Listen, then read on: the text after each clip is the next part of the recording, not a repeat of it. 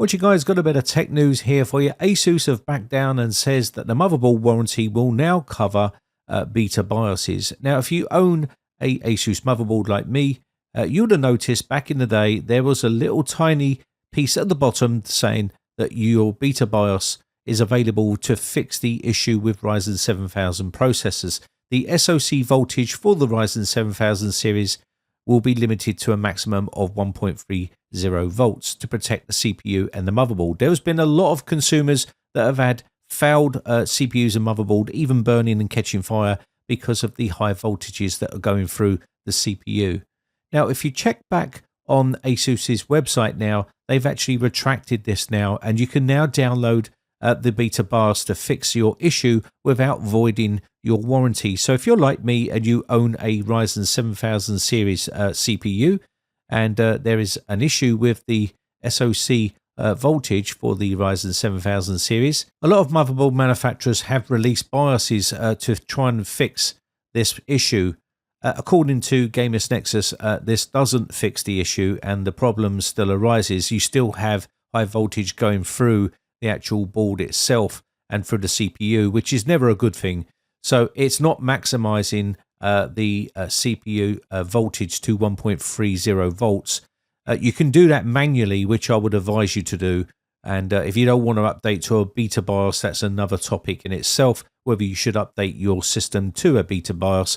Some people say it's okay. Me, myself, I don't trust beta BIOSes because they're untested and they are using you as a guinea pig to test their beta BIOSes. So that's another story. But if you do want to flash your BIOS with the latest beta BIOSes for the Ryzen 7000 series processors, then you can do. Now, Asus have released a statement here, and I'll leave a link in the video description for you to read it. But basically, the 1 and 2 answers here is the Asus AM5 motherboard warranty also covers AM5 EXPO and Intel XMP and DOCP memory configurations. Also, all recent BIOS updates following the latest AMD voltage guidelines for AMD Ryzen 7000 series processors. Also, furthermore, we would like to reiterate our commitment to supporting the AMD AM5 platform for our customers. So you can see here they've backtracked completely on what they initially said. And this is all due to peer pressure. So what is a beta BIOS? Well, a beta BIOS is an update that may improve the motherboard's performance and resolve a lot of bugs and severe problems with that motherboard. Now, also, remember, it's not yet undergone any sort of stringent testing. So you are going to be the guinea pig for that motherboard BIOS update. And it is going to be a beta BIOS. So it can also come with some side effects, crashing and other issues like system errors, blue screen and things like that. So bear in mind, these are not always the best solution for the problem. And a lot of these motherboard manufacturers have pushed this update out to try and resolve the issue with SoC voltage and try to cap it at 1.30 volts. Now, I myself never flashed the BIOS to the beta BIOS. I had never used it. I kept it as a normal BIOS and I went into the BIOS itself and basically undervolted the actual CPU myself physically.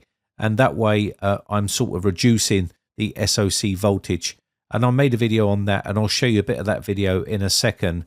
So it's entirely up to you whether you go to the manufacturer's website and flash your BIOS with the beta BIOS if you want to try and resolve that issue. I personally don't use beta BIOSes on my systems.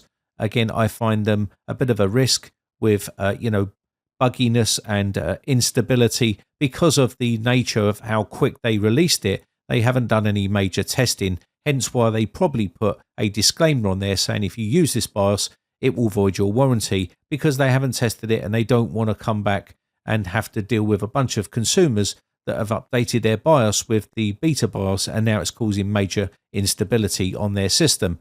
And again, I think Gamers Nexus has said that the actual BIOS flash never solved the problem. So what was the point in flashing that BIOS in the first place if it hasn't fixed it? So consumers have reported that AMD Ryzen 7000 series chips can overheat and damage the motherboard.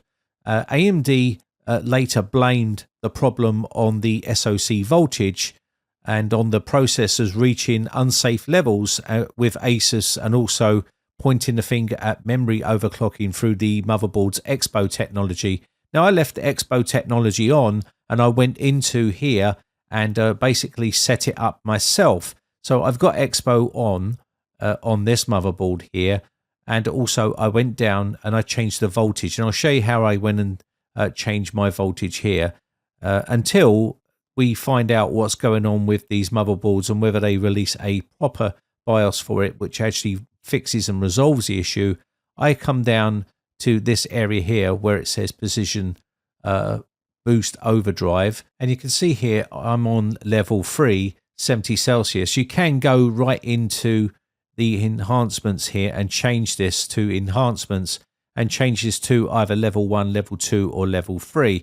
I put it on level 3 because it brought the CPU down to 70 Celsius, and that was a little bit more doable because the AMD processors will instantly go to 95 Celsius, as I've shown people in my previous videos. So the voltage area here, the SoC voltage is on auto, and I went into here and I changed this to manual mode, and I then changed the setting inside here to 1.250 volts, and that's what I changed mine to. But it might make your system unstable and you'll need to do some testing, but since I've put it on this, I've had no real problems. I've tested it with benchmark software, and I've also tested it with gaming, and I've had no crashing or anything like that. I also changed this setting here, CPU VDDIO/MC voltage, and I changed that to 1.250 volts. And you can see here now on my system, if you look at these settings here, you'll see that they are set to what I've put them to. And even under testing and load, when I do Cinebench, it will be locked at those voltages here. It's not going to go any higher, and it's not going to cause any major problems with the system. So as long as your system is stable, you can use these particular settings to lower the voltage on the SoC and also the other one here. So let me go ahead and quickly run Cinebench here, and you'll see the voltage won't change here. It will stick at that voltage. Now, as long as it's stable and you're not having any issues with temperatures or any issues like that, you should be perfectly fine. Now, if you look at the temperatures up here, because I've capped them at 70C, it will show red, but it's not overheating. At 95, it was normally on the system, but it's now 70 Celsius maximum running Cinebench, whereas before it was 95, 96 Celsius, which is way too high for my liking. So that's as high as it's going to go, 70 Celsius at 1.25 volts, and it won't go any higher than that. And it's perfectly stable. I've had no issues with crashing or anything like that, and I've played games for many hours. So if you want to use these settings, by all means, give them a try, and hopefully this will resolve your issue.